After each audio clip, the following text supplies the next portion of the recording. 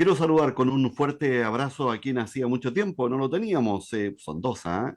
Marcos Clase Gavilán. ¿Cómo está, don Marcos? Bienvenido a esta conversación. Hola Richard, gusto en saludar también a quienes nos acompañan, a Juan Antonio, a Daniel Padilla, como también a todos los auditores del canal TV8 y del programa de Todo Un Poco. Aquí estamos, Richard, a disposición para desarrollar los temas que siempre comúnmente hablamos sobre tecnología, sobre digitalización, así que estamos a disposición. Fíjese que nos encontramos con el análisis a las democracias y las redes sociales hoy día, de un tiempo a esta parte, la digitalización, para hacerlo más simple. Hay algunos que están temiendo también porque señalan de hecho que estaría socavando la democracia. ¿Cómo lo observa usted, que es experto en esta materia, Marcos Clark? Bueno, Richard, uno de los estudios que fue lanzado recientemente en agosto fue por LEAS, que es el Laboratorio de Encuestas y Análisis Social. Y a lo que hace alusión a este estudio justamente lo que señala es que tiene relación con el socavamiento de la democracia, dado principalmente por la W y más específicamente por las redes sociales.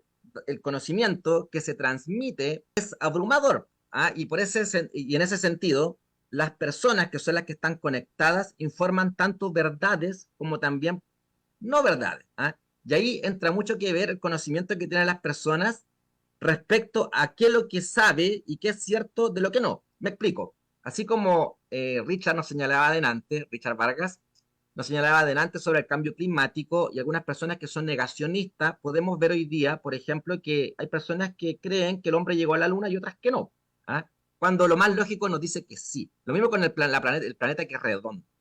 Sin embargo, eh, las personas y las corrientes que van por la negación han tomado mucha fuerza. Y ahí es donde entra el poder cognitivo que tiene cada uno. Ahora con las redes sociales, cuando Elon Musk adquirió Twitter tiempo atrás y predicó la libertad bajo ese lema de que todas las personas pudieran expresarse libremente, se generó un conflicto y ahí es donde viene la democracia. Se genera un conflicto porque las opiniones de las personas vienen a atentar contra verdades que tenían los medios de comunicación tradicionales. Entonces, cuando cualquier persona a través de una red social empieza a discrepar y toma fuerza esa idea, contradiciendo las verdades de los medios de comunicación, y todos sabemos que los medios de comunicación son financiados por empresas, auspicio, y que en cierto grado obedecen a esas verdades que son absolutas. Y es ahí donde Richard se genera el conflicto, porque estamos en una hegemonía en este momento en que la sociedad está tomando fuerza a través de la W, pero también estamos por ideas, fuerzas que vienen provocando la polarización, porque al provocar la polarización también va generando intereses para empresas como también para grupos políticos. Y es ahí entonces donde está el dilema, Richard, si es que probablemente la democracia se va a ver alterada por ideas que van a apagar la libertad de expresión, que es lo que estamos viendo en Venezuela, con Nicolás Maduro, que está expulsando de su país, ¿no es cierto?, a TikTok, a WhatsApp, a Twitter, y lo mismo en Brasil. En Brasil, Lula da Silva acaba de señalar y acusar a Twitter, específicamente, que es X hoy en día, acusar de que está atentando contra su país y que son más relacionados con ideas de derecha. Y es por eso que Elon Musk dijo, cierro la oficina en Brasil, Richard. Entonces ahí es donde está el dilema de que la democracia se va a afectar. Usted es un máster, estimado Marcos Clark, así es que estoy con usted para estas cositas también triviales respecto a que por qué, por ejemplo, Elon Musk le puso X a Twitter. Bien, Richard, Elon Musk a esta altura ya es como el hombre del momento en el mundo, ¿ah? Noticia por los logros que ha hecho y también en la puerta de la humanidad. Y esto que tú, Auspiciador de Trump también. sí, claro, bueno, y esto que tú señalas del nombre X, porque su holding, en cierto grado, está bajo el alero de X. SpaceX, después compra Twitter, ¿no es cierto? Le coloca el nombre X. Sus hijos también tienen relación con la X y tiene alusión a las infinitas posibilidades que tiene la humanidad en el universo. ¿Ah? Y será porque él como espíritu también apela a la conquista, apela a la exploración, a la libertad. Entonces él predica de que su red social X es una red social por la libertad. Hay que recordar que él compra X, Twitter en ese entonces, señalando de que las otras redes sociales estaban coartando la libertad de expresión, estaban siendo censuradas, estaban siendo restringidas por los contenidos que hacían las personas. Eh, Dicho de otra forma, los gobiernos de un determinado sector político no les gustaba que se dijeran ciertas cosas que podían develar probablemente verdades. Entonces ahí es donde empiezan estos movimientos de querer acusar a las redes sociales y censurarlas, bajo lo cual las redes sociales tenían que acatar. De hecho, lo que estábamos desarrollando delante como tema, Richard, de Elon Musk, por qué retira sus oficinas de Brasil, es porque justamente un juez de ese país dictaminó de que había que controlar esa red social y retirar contenido que ya estaba en la W. Y bueno, ahí es donde Elon Musk señala de que pone en riesgo, si es que él accedía a eso, ponía en riesgo en cierto grado la libertad y también a las personas de su empresa y también la información, los datos, que ese es otro tema importante, la protección de datos de todos los usuarios. Y entonces que Elon Musk señala o toma la decisión de retirar sus operaciones de ahí de Brasil. Pero eso no quiere decir que X no va a funcionar en ese país. Sigue funcionando, lo que pasa es que no va a tener su oficina ahí. ¿Ah?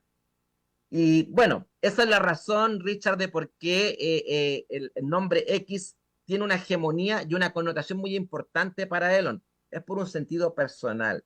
Oye, y en relación al tema de delante, del estudio que estábamos hablando sobre el que había realizado sobre el socavamiento de la democracia, había un estudio ahí, una frase que se llama la cámara de resonancia en las redes sociales, en la W. ¿Qué es lo que es la cámara de resonancia? Es cuando una persona cree, ¿no es cierto?, o tiene un conocimiento hasta cierto nivel y bajo sus creencias e identidad empieza a tener seguidores, como también empieza a seguir personas bajo esa misma creencia y al final termina encerrado como en una burbuja de creencias. Mm. Y eso obviamente que lleva a una polarización que es potenciada por la inteligencia artificial, porque la inteligencia artificial o la Big Data rescata los datos de la persona y empieza a trabajar estos datos y te empieza a poner tus gustos, tus preferencias, entonces uno empieza a radicalizarse. Y es ahí donde se pone en riesgo la democracia, porque uno empieza a alegar contra el otro. Entonces hay mucho conflicto. ¿Ah? Ese es el tema que hoy día preocupa a la humanidad y que también señaló Tim Berners-Lee, que es el creador de la W, que señalaba que él estaba preocupado y estaba un poco arrepentido de haber creado la W, porque el hombre o el ser humano estaba siendo manipulado. Y eso no era el propósito de la W. El propósito de la W era generar más información, generar más conocimiento y apuntar al progreso a través de estos datos, impulsando los países a través de la economía, que era un tema que estaban desarrollando tanto Daniel como Juan Antonio y Richard Vargas. Richard. Gracias, estupendo, profesor Marcos Clark. Que hay un tema pendiente respecto a la seguridad de los datos. Seguimos con eso pendiente, seguimos con la vulnerabilidad de nuestra vida, de nuestros datos, y la verdad es que se encoge de hombro todo el mundo y no hemos avanzado como debiera ser con este tema, Marcos Clark. Bueno, sí, estamos a 2 años de la implementación, ¿no es cierto?, de la ley de la protección de datos, que tiene por objetivo dos grandes temas. Uno de ellos es la titularidad de los datos, que en el fondo corresponde a cada persona. O sea, cada persona va a tener derecho a exigir qué es lo que van a hacer con sus datos, ¿ah? Por cuánto tiempo van a tener sus datos también.